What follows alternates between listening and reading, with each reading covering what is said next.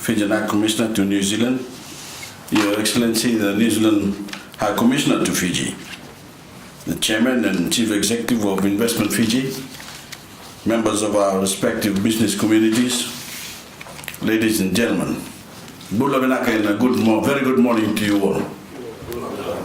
I'm delighted to be here in New Zealand, of course, for my first official visit to the country and to address this Trade and Investment Symposium, the very first of my engagements over the next few days. And the fact that it is the first engagement underlines the importance my government places on expanding our trade with New Zealand as part of our wider push to take Fiji's trade with the world to another level. New Zealand is a very important market for us, and let me begin by giving you all a brief snapshot of why. Two-way trade in goods and services on average is worth almost 700 million Fijian dollars a year.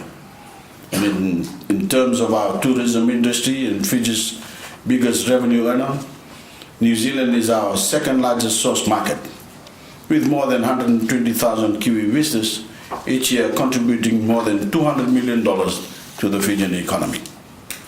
New Zealand visitor arrivals are increasingly buoyant. In fact, over the past 2 years, we've seen the largest increase from New Zealand of any of our markets. And provisional monthly arrivals in August were up 15% over the same period last year to reach a total of more than 20,000.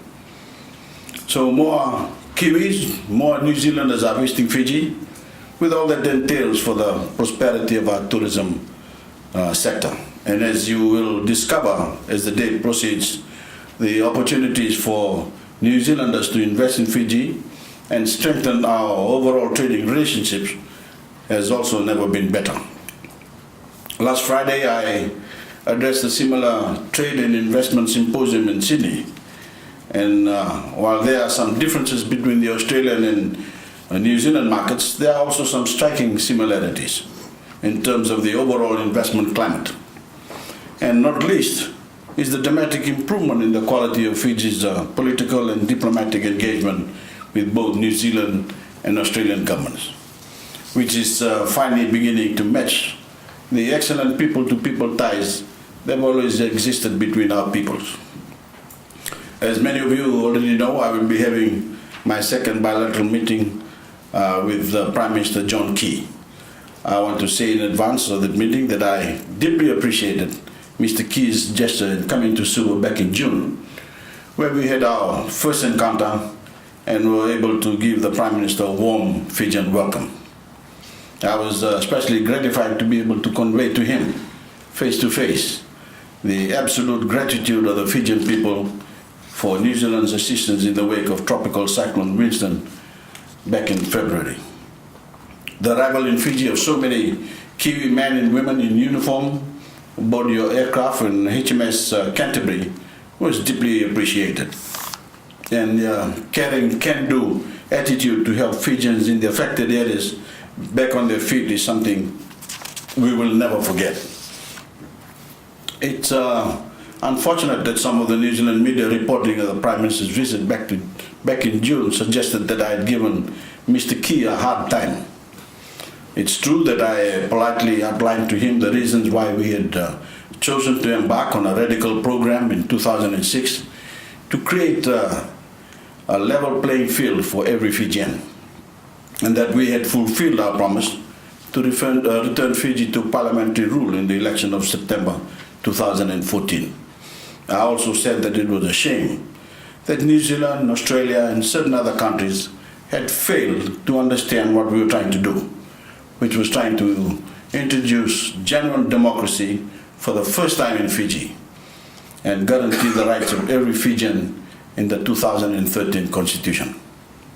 Yet, far from being the insult that some members of the media chose to cast it as, I think John Key understood that the speech I made was merely outlining our position and that no disrespect was intended.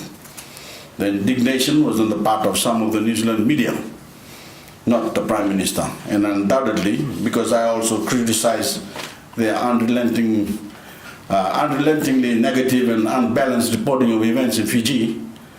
But away from their gaze, the atmosphere between John Key and I personally was very cordial, and we got on famously. It's true that I've had a couple of issues with him, saying that I had shot my mouth off about the Pacific Islands Forum, that he hoped we weren't going to be silly about enforcing the provision of our public order. But it hasn't unduly affected the warmth of our relationship. He knows that I'm frank by name and frank by nature. And I know that he's a similarly plain-speaking Kiwi, which is undoubtedly why the New Zealand people keep voting back into office. So we're big enough to say what we think and then move on. And I want to thank him for being a straight shooter, for not taking things too personally, and especially for giving me the opportunity to get together with him again in New Zealand and enjoy each other's company. In the similar rough and tumble of the Bledisloe Cup match that we will be attending together in Eden Park on Saturday night, I was told by someone in Australia that I should wear the Wallabies scarf. I said that I would be a very brave Prime Minister wearing a Wallabies cap in front of John Key, playing the All Blacks. But this time it will be the Kiwis and Aussies slugging it out, and no one can blame me for anything. Ladies and gentlemen, I also come with a message for the New Zealand media. Now that the bans on individual journalists visiting Fiji have been lifted, you are welcome, most welcome, without exception, to visit Fiji like the journalists of other countries. You are free to report without restriction once you've been accredited in the usual way by our Department of Information. And all we ask that you cover events fairly and in a balanced manner, which is the obligation of journalists the world over. I hope you will come and see for yourselves the progress we have made on the back of 7 straight years of economic growth, the longest in Fijian history. And to see for yourselves that our institutions of state are functioning properly, and we are strengthening those institutions as we move forward to ensure that they are truly independent and free from political and personal influence, as happened far too often in the past. Ladies and gentlemen, I've come to New Zealand from Australia, as I said, where there's already been a dramatic improvement in the quality of our official relationship. A month ago, I had the pleasure of a very cordial meeting in New York with the Australian Prime Minister, Malcolm Turnbull. We've agreed to take our personal relationship and the relationship between our governments to another level. And my agenda on this New Zealand visit is precisely the same in relation to John Key and his ministers, to strengthen the quality of our engagement and bring our nations even closer together. Of course, we will always have our differences, such as on the PESA Plus trade negotiations, but I believe these differences can be worked out through much more effectively in this new era of goodwill. Because as I said in Sydney, now more than ever, given the uncertain global outlook, nations with shared histories and values must stick together. We must never allow those things that divide us to take precedence over the things that bind us together. And especially when Fiji and New Zealand share a particular corner of the world and share the warm personal links between our peoples. Let me repeat what I said about PESA Plus last week before I move on to other things, because I know many of you in the room are seeking clarification on Fiji's position in relation to these important negotiations. Fiji has emphatically not withdrawn from PESA Plus. We are still at the table, yet neither are we prepared to sign the document in its current form, because we simply don't believe I believe that it is in our interest to do so. On 2 critical issues, infant industry development and most favored nation status, we believe the current legal text not only fails to meet our requirements. If implemented, it would have an adverse impact on our development and the development of our Pacific Island neighbors. Fiji wants an enduring, predictable, and sustainable trade agreement between New Zealand and Australia on the one hand, and the Pacific Islands on the other. And in our view, we still have not got one in these negotiations thus far. The current document is too one-sided, too restrictive, places too many obligations on us that we cannot afford to meet. We need more flexibility, a recognition that we are a developing country, and more concessions to enable us to have trading relationship with others. So I repeat, we cannot sign the current document. We will, however, keep talking, keep seeking an outcome that suits all parties, and only if New Zealand and Australia ultimately refuse to be flexible on the key concerns of Fiji and other Pacific Island nations will we walk away. I personally hope that the day never comes, that in this instance, the New Zealand government and the New Zealand Parliament will come to see the justice of our position. And I ask you all in the New Zealand business community to support us, because what we are asking for is reasonable. It is fair. Ladies and gentlemen, I especially come to you today with an appeal to take a fresh look at the trade and investment opportunities in Fiji, and to play your own part in the economic reinvigoration of our relationship to match a new political and diplomatic re-engagement between our nations. Today, you will hear a great deal about the many benefits of investing in Fiji. Our position as hub of the Pacific, our rapidly improving infrastructure, better roads, better airports, more efficient ports, our general connectivity and world-class telecommunications, our investment incentives, including duty concessions, investment allowance, and some of the lowest corporate and personal taxes in the region. As I keep saying at every opportunity, Fiji is open for business. And our people here today are keen to show you all the benefits, whether it is my Industry, Trade and Tourism Minister, Faiz Koya, His Permanent Secretary, Shaheen Ali, our Minister for Agriculture, who's here with us, the CEO of Investment Fiji, Goro, or our High Commissioner in Wellington, Filimoni Wangabana. All of these people are keen to explain the benefits of investing in Fiji or expanding your investment in Fiji. And I urge you all to take advantage of their expertise. Above all, ladies and gentlemen, I want to use these opportunities I did in Sydney to highlight the one thing that I guarantee you will never find anywhere else but Fiji, and that is the quality of our people.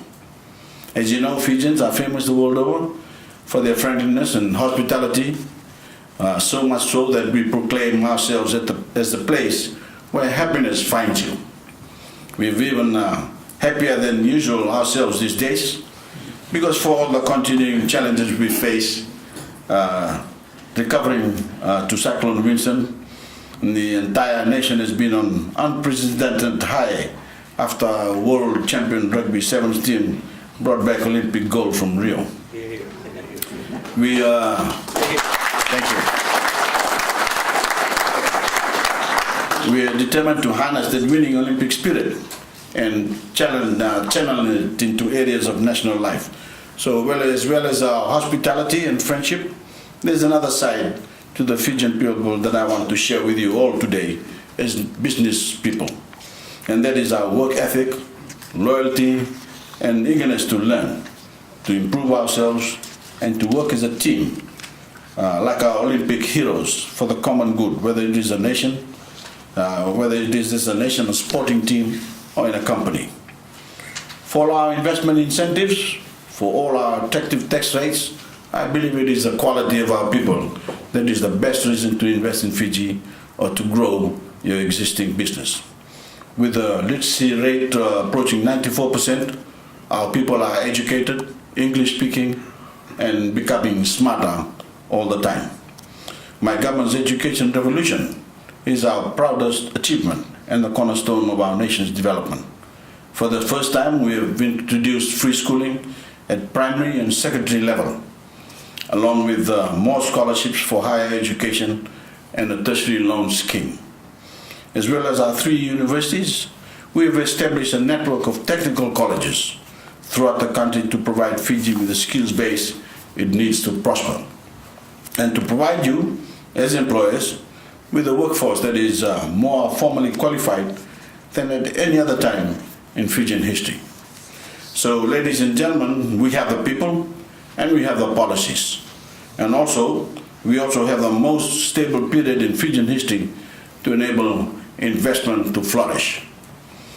We have put behind us the lost years, the years in which we argued among us who we argued about who among us deserved more, rather than working together as one people to take our nation forward. With everyone now enjoying the common identity of being Fijian, there is a new sense of belonging in Fiji, a new sense of unity, a new sense of purpose. And with that feeling of inclusiveness, of taking everyone with us on our journey forward, we have entered a new era of confidence and sustained growth in the Fijian economy. Just as important, we are using our relative wealth not to prop up recurrent expenditure, as previous governments did, but to invest in new infrastructure and to do much more to improve the lives of disadvantaged Fijians by providing them with such things as subsidized electricity and free water and medicine, along with the nation's first ever social security pensions. All this has been possible because of my government's sound management of the economy and business-friendly policies. In contrast to many other developing countries, we regard the private sector as vital partners in national development. And those pro-business policies will continue, along with the zero tolerance for corruption and maintenance of law and order that has always been the hallmark of my government. Also in stark contrast to many other developing countries, including in our own region. And so, ladies and gentlemen, I urge you all to view the investment opportunities that Fiji offers with fresh eyes. Whether you are looking for a new manufacturing base to develop a tourism venture or an agriculture project, to take advantage of the growing opportunities in ICT, mining, food processing, or any other number of areas. Fiji is open for business. Fiji is the place to be, with its easy access to surrounding countries, well-developed banking and financial institutions, state-of-the-art telecommunications, and above all, our educated workforce. The wonderful Fijian people who are finally working together as one nation with their eyes firmly set on excellence, on transforming our development country into a modern nation state, on achieving the greatness that we all know awaits us if we remain united and focused. Thank you all for your attendance this morning and providing us with the opportunity to showcase Fiji. I look forward to meeting as many of you as possible, and now have great pleasure in declaring this Fiji Trade and Investment Symposium open. And God bless you all. Tēnā koutou katoa. E te rangatira, Prime Minister Bainimarama, mai Fiji, haere mai ki Aotearoa. Nau mai, piki mai, koutou koto kāwanatanga i tēnei rangi nui rawatu kia mātou o Aotearoa. Nō reira, tēnā koutou, tēnā tātou katoa. Sir, you are such a masterful speaker. I say that as someone who placed a great deal of accent in an earlier phase of my career as a politician in getting words right. Your description of rough and tumble with my boss, Prime Minister Key, is very apt. He is plain speaking and you don't mince your words. I last saw you, sir, at the Maori Fijian rugby game. At your prodding, my missus purchased a Fijian Maori All Black jersey. Unfortunately, it was made for a skinny Pākehā like Mark Renston. It was not made for a generously developed Croatian Maori like Shane Jones. On behalf of my boss and Minister Murray McCully, welcome. Welcome to your ministers. I acknowledge your senior civil servants and in particular a great friend of ours, your High Commissioner. I also acknowledge members of the commercial community, both from Aotearoa, New Zealand, but in particular those who have journeyed here from Fiji. This is not a long speech, because the man who really needs to engage with you, both the men who need to do that, are in the audience. But we have a very friendly and varied program for our distinguished guest, and I'm looking forward to taking him shortly to Moana Pacific, one of our significant Māori fishing enterprises, where he might find he's going to have 2 lunches in one day. He's got a lunch with Minister Murray McCully, but the Maoris will want to share with you the best crayfish in the Pacific. And rest assured, sir, it's in Aotearoa, not Fiji. But with the spirit of aroha, the friendship that we have over many years, and as I said to our own media last night, at the risk of sounding trite, let's sail into a rising sun. Let's borrow an old expression, let bygones be bygones, collaborate, create wealth, generate jobs, and secure an economic future without being bogged down by history for our neighbourhood. I'm very eager to hear how we can make progress in respect of the PACER Plus. I realise it is finicky, but we have our technical negotiators and have yours. And with the spirit that you've shown in opening the conference, I've every confidence that we're going to create a favourable outcome. So, fellow Kiwis, visiting Fijian folk, and our distinguished rangatira, as we say in our Māori language, the High Chief, it was a pleasure to be here this morning. Thank you for starting with the national anthems of both countries. The next time you hear the Māori national anthem will be when you watch the Aussies fail again. Kia ora koutou katoa.